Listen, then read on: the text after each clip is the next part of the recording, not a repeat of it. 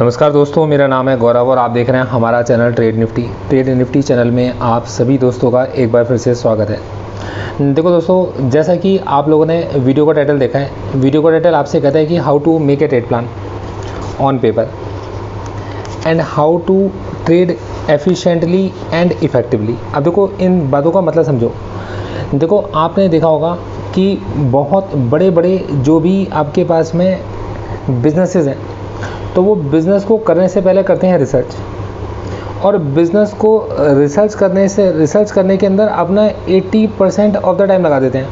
तो 80% of the time, 80% of मेहनत वो लगाते हैं बिज़नेस के अंदर रिसर्च करने में, और 20% ऑफ द टाइम वो लगाते हैं उसको एग्जीक्यूट करने में। मतलब आपने देखा होगा कि कंपनी एक रिसर्च कर रही है, आपने देखा होगा कि जैसे कि रिलायंस काफ़ी वक्त से एक पूरी प्लानिंग चल रही है, जहां उन्होंने एक केस जीता, फिर एक और केस जीता, फिर उसके बाद उन्होंने कोई फाइबर के बिज़नेस के अंदर ऑप्ट किया, और फिर उसके बाद फाइबर्स बिछाए, फिर फाइबर्स को लीज पर दिया, और फिर उसके बाद एकदम से अचानक से कुछ ऐसा हुआ कि उन्होंने जियो को लॉन्च कर दिया। अब देखो दोस्तों, होता क्या है, मार्केट के अंदर कोई भी बिज़नेस, शेयर मार्केट भी अपने आप में एक बिज़नेस है, और ये बिज़नेसेस का बिज़नेस है। इसके अंदर आप बिज़नेसेस को बिज़नेस में लेकर चल रहे हो। और दोस्तों, मैं आपसे फिर ये कहना चाहूँगा, जब तक आपको इसको समझने के लिए बिज़नेस का माइंड नहीं होगा। देखो दोस्तों, मार्केट के अंदर लोग क्या करते हैं, ये सोच कर चलते हैं कि जितनी बड़ी इन्वेस्टमेंट हम लेकर आएंगे उतनी बड़ी रिटर्न हम निकाल लेंगे, या बड़ी रिटर्न निकालने के लिए बड़ी इन्वेस्टमेंट की रिक्वायरमेंट है। जबकि वो खुद जाकर अगर पीछे किसी भी एग्जाम्पल को देखें तो कोई बड़ा रईस इंसान, कोई बड़ी इन्वेस्टमेंट वाला इंसान मार्केट से बड़े पैसे निकाल कर नहीं लेके जा पाया। आप किसी को भी जाकर देख लीजिए, आप सभी लोग जाकर ये तो देखते हैं कि भाई हमारे को भगवान पैदा कर दिया होता, भगवान ने धीरू भाई अंबानी के घर में। पर क्या आपने कभी सोचा, धीरू भाई अंबानी जिनके घर में पैदा हुए थे, उनके घर में कोई पैदा होना नहीं चाहता? आप दोस्तों, मैं आपको आज जो चीज़ सिखा कर चलूँगा, ये चीज़ आपकी लाइफ की बहुत इंपॉर्टेंट चीज़ होगी। मैं आपको इसे प्रैक्टिकल के साथ समझा कर भी चलूँगा। दोस्तों, इसे स्टार्ट करने से पहले मैं आपको एक अपना पहले स्टैंडर्ड डिस्क्लेमर देता हूँ कि मैं आपको कोई टिप नहीं दे रहा। ये जो प्लान है ये मेरे लिए प्लान था, और मैं एजुकेशनल पर्पज से अपना आज का ट्रेड प्लान आपको दिखाकर चल रहा हूँ, और आपको ऐसा बताकर चल रहा हूँ कि ऐसा ट्रेड प्लान आप भी अपना आप बना सकते हो। तो देखो दोस्तों, शुरुआत कैसे होती है। देखो दोस्तों, सबसे पहले मेरा जो मेन ऑब्जेक्टिव था, अर्ली इन द मॉर्निंग, सुबह उठ के, और देखो मैं इसके अंदर आज की तारीख भी डाल देता हूँ। आज जो तारीख है वो है आपके पास में 12/8/2020 को सुबह अर्ली इन द मॉर्निंग मैंने अपना उठते ही अपना प्लान बनाया कि मेरा काम क्या है। मैं हमेशा अपने आप को गाइड करता हूँ कि भाई मुझे आज मार्केट में जाकर फाइंड करनी है ऐसी अपॉर्चुनिटीज़ जो लेस रिस्की हो। तो मुझे सिर्फ अपॉर्चुनिटीज़ ढूंढनी है। तो मेरा सबसे पहला काम है अपॉर्चुनिटीज़ को ढूंढना। ये ज़रूरी नहीं है कि मैं उसके अंदर जाकर ट्रेड करूँगा। अब इन अपॉर्चुनिटीज़ को ढूंढने के लिए मैं किस तरीके की अपॉर्चुनिटीज़ ढूंढना चाहता हूँ, तो दोस्तों यहाँ पर मैं आपको समझा कर चलता हूँ, और ये मेरी बात ध्यान से सुनना। देखो दोस्तों, जब हम लोग पढ़ते थे 10th क्लास में, या हम पढ़ते थे 12th क्लास में, तो सबके दिमाग में ऐसा होता था कि एग्ज़ाम से एक रात पहले इतनी पढ़ाई करनी है कि अगले दिन सुबह जाते ही पेपर में एकदम से उल्टी कर देनी है, जो आता है सब निकाल देना है, और एग्ज़ाम से पहले भी पढ़ रहे होते थे।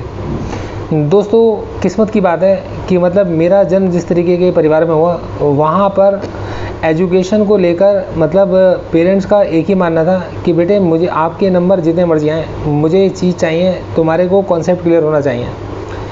अब उस कॉन्सेप्ट को क्लियर कराने के लिए वो अपना मैक्सिमम वक्त लगाते थे। तो मैं ये बात जानता था कि एग्ज़ाम के अंदर मैं सब कुछ याद करके नहीं जा सकता, और जो सब कुछ मैं याद करके जाऊँगा वो सब कुछ एग्ज़ाम में आ भी नहीं सकता।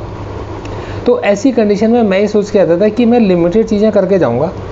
अगर वो पेपर के अंदर आती हैं तो मैं उनका आंसर लिखाऊंगा, और अगर वो पेपर के अंदर नहीं आती हैं तो अगर पेपर के अंदर जो भी क्वेश्चन आएंगे, अगर मैं उनसे मिलते जुलते आंसर लिख सकता हुआ तो लिख कर आ जाऊँगा, वरना मेरे को ज़्यादा परेशान होने की ज़रूरत नहीं है। मेरी तैयारी लिमिटेड होगी लेकिन पक्की होगी। दोस्तों, मेरा ट्रेड के अंदर भी ये तरीका रहता है कि या तो मैं ट्रेड करूँगा तो अपनी डायरेक्शन में अपनी मर्जी के हिसाब से करूँगा, वरना मैं नहीं करूँगा। तो दोस्तों, अब देखो होता क्या है, मैंने आज जिन अपॉर्चुनिटीज़ को छांट कर गया था, तो सर मेरे पास में देखो, आज मैं आपके सामने डिस्क्लेमर दे देता हूँ और इसको मतलब आपको कहूँगा कि देखिए मेरा डिस्क्लेमर साफ साफ है, किसी तरीके से आपको मैं किसी भी कंपनी या बिजनेस में खरीदने या बेचने की सलाह देकर आपको नहीं चल रहा। देखो दोस्तों, लोग किस में काम कर रहे हैं, इस समय इंफ्रा सेक्टर के स्टॉक्स में काम कर रहे हैं, लेकिन मैं ये देख रहा हूँ कि अगर कोई भी इंफ्रा सेक्टर का स्टॉक होगा तो उस इंफ्रा सेक्टर के स्टॉक के अंदर वो सबसे ज़्यादा ऐसा हो ही नहीं सकता कि उनके अंदर ग्लासेस यूज़ ना हो, और अगर ग्लासेस यूज़ होंगे तो ग्लासेस को बनाने वाली के अंदर जो ग्राइंडिंग की मशीनें होती हैं उनके अंदर आपके इसमें जो एब्रेसिव की मशीन होती हैं ये मशीनें यूज़ ना हो, और इन मशीनों को बनाने वाली कंपनी के पास में ऑर्डर्स ना आए। तो दोस्तों, मैं काफ़ी वक्त से नोटिस करके चल रहा हूँ एक ऐसी कंपनी को, जो सबसे पहली बात ये वो कंपनी है जो डेप्ट फ्री है। ये जो कंपनी है 5 साल से ये परफॉर्म नहीं कर रही, लेकिन 5 साल से इसके अंदर अच्छा खासा एक्यूमुलेशन चल रहा है। तो देखिए, आप पीछे जानते हुए कि पीछे इंफ्रास्ट्रक्चर के जो स्टॉक्स थे, इंफ्रास्ट्रक्चर के जो कामकाज थे वो सारे रुके पड़े थे और इतने मतलब ढीले काम चल रहे थे। अब जिस तरीके की इन्वेस्टमेंट शेयर मार्केट के अंदर आ रही है, जिस तरीके की इन्वेस्टमेंट कंपनीज़ के अंदर आ रही है, तो धीरे धीरे करके ये इंफ्रा से रिलेटेड स्टॉक्स ने चलना शुरू करा। मेरा ध्यान ये नहीं होता कि मैं गाड़ियों को देखूं, मैं ये देखता हूं कि गाड़ियों के अंदर हमेशा यूज़ होंगे ब्रेक शूज़, तो ऐसी कंपनियां ढूंढूं जो ब्रेक शूज़ का काम करती हैं, जो ब्रेक शूज़ बनाकर चलती हैं। तो दोस्तों, मैंने जिसको छाटा, देखिए सेंट गोबेन का नाम आप जानते होंगे। तो सेंट गोबेन के अंदर सब्सिडरी रखने वाली ये कंपनी आपके पास में यूएसए बेस्ड है। देखिए, चाइना बेस्ड नहीं है, यूएस बेस्ड कंपनी है। ये आपके इसमें ग्राइंडवेल नॉर्टन है और इंडिया में इसकी सब्सिडरी है। अब देखिए, ध्यान दीजिएगा, तो ग्राइंडवेल नॉर्टन आपके पास में ये बहुत ज़बरदस्त कंपनी मेरे को लगी और इसको मैं धीरे धीरे करके एक्यूमुलेट भी कर रहा हूँ। तो देखो, मेरे दिमाग में था कि as the stock is showing continuous strength from last 3 trading sessions, तो मुझे ऐसा लगा कि इसके अंदर प्रोफेशनल प्लेयर्स ने एंट्री लेनी शुरू करी है। आफ्टर कंसोलिडेशन 3 वाइट सोल्जर्स बने, तो मेरे को ऐसा लगा कि इसके अंदर एक बाई की अपॉर्चुनिटी आज मेरे को दिख सकती है और 490 के पास में दिख सकती है। मतलब 490 के नीचे मैं किसी भी तरीके से इसमें बाई के बारे में नहीं सोच रहा था, मेरे दिमाग में बिल्कुल साफ था, क्योंकि प्रोफेशनल प्लेयर अगर एंट्री लेंगे तो वो आपके पास में कभी भी उनकी एंट्री लॉस में नहीं होगी, जो मैं जानता था। तो मैंने कहा 490 के नीचे तो मुझे इसके अंदर बिल्कुल भी एंट्री नहीं लेनी, मैं इसके अंदर 490 पे एंट्री लेकर चलूँगा और मेरा एक छोटा सा स्टॉप लॉस होगा कुल 5 रुपये का, मतलब केवल 5 रुपये के स्टॉप लॉस से मैं इसके अंदर एंट्री लूँगा, क्योंकि अगर मैंने खोया तो मैंने बड़े प्रोफेशनल प्लेयर्स के साथ केवल 5 रुपये खोए। ये मेरा स्टॉप लॉस बिल्कुल स्ट्रिक्ट होगा और मैं वेट करके चलूँगा कुछ टाइम तक। मैं ये प्लान बना कर गया, अगर मार्केट में मुझे अपॉर्चुनिटी मिलती तो मैं काम करता और नहीं मिलती तो मैं नहीं काम करता। अब देखिए हुआ क्या मार्केट में।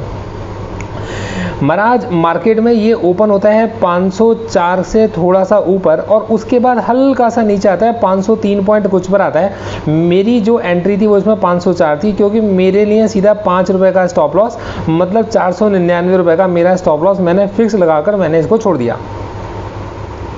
जब मैंने 3:15 बजे इसको देखा तो उस वक्त पर इसका रेट चल रहा था 511 और मेरे पास में मतलब मेरी जो एंट्री थी प्रोफेशनल प्लेयर्स के साथ में मेरी एंट्री थी 504 पर मैंने इसको खरीदा। स्टॉप लॉस मेरा हिट नहीं हुआ आज ही के दिन में 7 रुपये, और अगर केवल 100 स्टॉक्स के अंदर काम किया था तो 700 रुपये आपके पास में एक दिन में इसने कमा कर दी थी। लेकिन दोस्तों, मेरा मकसद इससे इंट्राडे में पैसे कमाना बिल्कुल भी नहीं था। क्यों सर? ये डेप्ट फ्री कंपनी है, आने वाले वक्त में इसमें ऑर्डर आएंगे और ये अपने प्रॉफिट को पोस्ट करना शुरू करेगी, जो मेरी एक्सपेक्टेशन थी। तो मैंने जाकर देखा कि इसका डिविडेंड देने का तरीका क्या है, तो मेरे भाई ये देती है आपके पास में 40% डिविडेंड, अब तक आपके पास में इसने डिविडेंड दे रखा है। आप जाकर इसके फंडामेंटल्स को चेक करो और आप जाकर इसके डिविडेंड को चेक करो, तो मेरे पास में था 700, तो इसने आज ही कमा कर दे दिए। इसके अंदर अब अगर मेरे पास में 100 स्टॉक हैं तो 100 में से देखो 700 रुपये आ गए मेरे पास में, तो इसके बाकी सारे स्टॉक्स मैं काट देता हूँ और एक स्टॉक इसी के प्रॉफिट से डिलीवरी में लेकर मैं चला जाता हूँ। तो दोस्तों, बहुत सिंपल सा मेरा लॉजिक था कि मैंने जो पैसे लगाए तो मेरे पैसे ने इतना प्रॉफिट मेरे को जनरेट करके दे दिया कि मैं एक स्टॉक खरीद सकूं। तो मैंने इसके अंदर अपनी एक स्टॉक की मतलब एंट्री लेने लायक पैसे का प्रॉफिट निकालकर एक स्टॉक की डिलीवरी में एंट्री लेकर मैंने डाल दी। तो दोस्तों ये था मेरा ग्राइंडवेल नॉर्टन के अंदर मेरी जो पोजीशन थी, और ये मेरी लेस रिस्की अपॉर्चुनिटीज़ को ढूंढने का मेरा तरीका होता है। हायर साइड में लॉस कितना हो सकता था मेरे को 500 रुपये का, तो 500 रुपये का मैंने रिस्क उठाया था। ऊपर ये कहीं तक भी जा सकता था। आज इसने इसके अंदर 700 रुपये बड़े आराम से दिखा दिए। जब इसके अंदर 700 रुपये दिखाई देगा तो सिंपल सी बात थी, अब क्या उसमें प्रॉफिट को करो बुक। एक स्टॉक के लायक पैसे आ गए, उसको डिलीवरी में डाल दो, बाकी कल देखा जाएगा, बाद में देखा जाएगा। तो दोस्तों ये मेरे दिमाग में था एक ये स्टॉक ग्राइंडवेल नॉर्टन का।